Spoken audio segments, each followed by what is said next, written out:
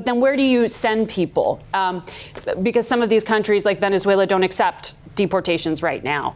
Mexico's president indicated her country might be willing to receive non-Mexican migrants who are deported.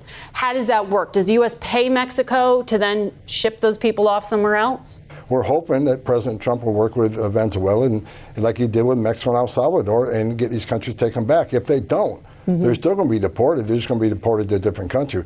We're not going to be held up on removing public safety threats in this country. We got to put the safety of the American people first. That's incoming border czar Tom Homan humiliating CBS News host and political hack for hire Margaret Brennan in a recent interview on Face the Nation. Welcome to Nerk News. I'm Nerkish, and Tom Homan recently sat down for yet another biased interview with a hysterical liberal woman pretending to be a professional journalist. So you know what that means? It was full of loaded questions designed to shame and emotionally blackmail him into feeling guilty about doing his job. You know, a number of industries in this country hire undocumented workers because they are cheap labor.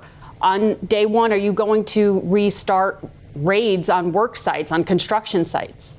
The President Trump's been clear, as I've been clear from day one, that President is going to concentrate on public safety threats and national security threats. And have you heard from your previous segments, we have a huge national security issue in this country. The southwest border has become the biggest national security vulnerability we've seen in this nation. FBI Director Wray agrees with me. We know there's people in this country who pose a national security threat. They've arrested a record number of people on the terrorist watch list, a 3,500% increase in people on the terrorist watch list being arrested at the border. We got over 2 million known gotaways. We know 2 million people crossed the border, weren't arrested, weren't vetted, weren't fingerprinted. So you got to ask yourself, why did 2 million people pay more to get away? Why didn't they pay less, turn themselves into Border Patrol, get a free airline ticket to the city of their choice, get a free hotel room, get 3 meals a day, get free medical care? I mean, how do you know where the criminals are, I guess is the question. And if they're working at a work site, are you going to show up to surprise them? Well, look, we know where a lot of the criminals are. ICE they're great at this work. We know where some are, but they simply haven't been able to go arrest them because the Secretary of America's priorities, it handcuffed ICE. And here's what's going to happen when we go to the community and find that person, find that criminal alien, he's probably going to be with others will have to arrest. Okay. So what you just said in there, it sounded like you were talking about collateral arrests. So you're going to target people you know are criminals, but if they happen to be living in a house where there are other undocumented people, you're going to sweep them up too. You know, every single one of these interviews Homan has been doing recently with politically motivated women like this has been exactly the same. I mean, her questions so far have been, are you going to arrest criminals at work? And are you going to arrest other criminals if they're living with the ones you were originally seeking in the first place? This is a new bar for how low the media and Democrats have sunk at discussing this issue. I mean, these people are so indifferent to illegal immigration that they don't even view it as a crime at this point. Just imagine how ridiculous it would be asking those questions about a person wanted for literally any other crime committed. I mean, this whole thing reminds me of when AOC tried to do this with Homan over child separation during Trump's first term. what I'm saying, this is not the only paper where we've given the Secretary numerous options to secure the border and save lives. And so the recommendation of the many that you recommended family separation. I recommend a zero tolerance. Which includes family separation. The same as is with every U.S. citizen parent gets arrested when they're with a child. Zero tolerance was interpreted as the policy that separated children from their If I get arrested for DUI and I have a young child in the car, I'm going to be separated. When I was a police officer in New York and I arrested a father for domestic violence, I separated that father from his Mr. Homan, family. with all due respect, legal asylees are not charged with any crime. When you're into the country illegally, it's violation 8 United States Code 1325. Seeking asylum is legal. If you want to seek asylum and go through the port of entry, do it the legal way. The Attorney General of the United States has made that clear.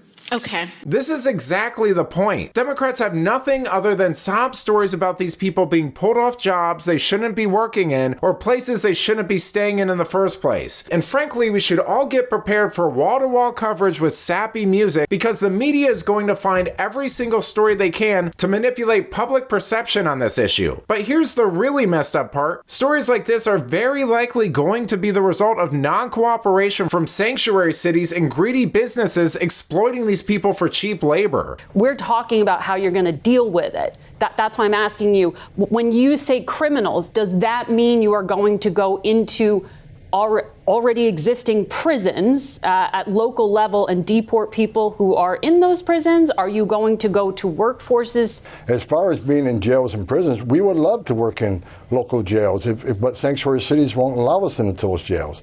It's much easier to arrest a public safety threat and the safety and security of public jail than out in the street, because the officer is safer that way, the alien is safer that way, the community is safer that way. But sanctuary cities who continues to release public safety threats back in the community, to the immigrant community, it puts that community at greater risk of crime. If more agents in the jails means less agents in the neighborhood. That's why I'm pleading with sanctuary cities, let us in the jail to arrest the bad guy. That way you're not forcing in the community.